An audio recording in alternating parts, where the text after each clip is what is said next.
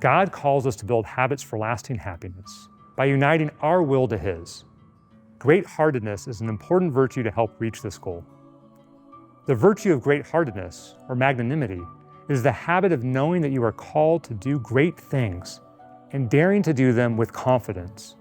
It is the virtue of great hearts and great minds who seek to achieve good and noble ends. The ancient world highly esteemed this virtue, and when someone did something heroic and selfless, the people would say, "Of course, that person has a great heart." For the Christian, the virtue of great-heartedness goes hand in hand with the virtue of humility. It begins in knowing that you have been created by God in His image. This is the source of your dignity. Even on a purely biological level, you are amazing. Seriously, even with all the shortcomings you may have, all the knocks you may have received along the way, you can say with the psalmist in Psalm 139, "I am wonderfully made." You are composed of more than 30 trillion cells, working together through complex processes to run all the systems of an incredible living being. You also have a mind that can process all the information coming through all of your senses. God of the universe, who created everything and everything with a purpose, has created you with a free will so that you can choose to act as He does.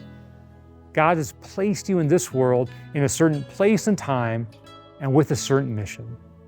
And on top of all this, He loves you. He loves you just the way you are, but way too much to leave you that way. He is reaching out to you as a loving father reaches out to his wayward son, and as a mother comforts her child.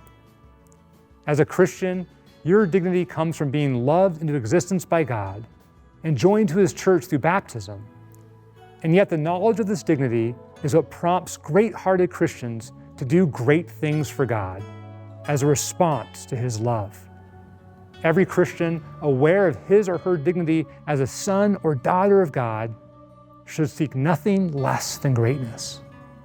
All Christians should seek to become the best version of themselves through cooperation with God's calling and with God's grace.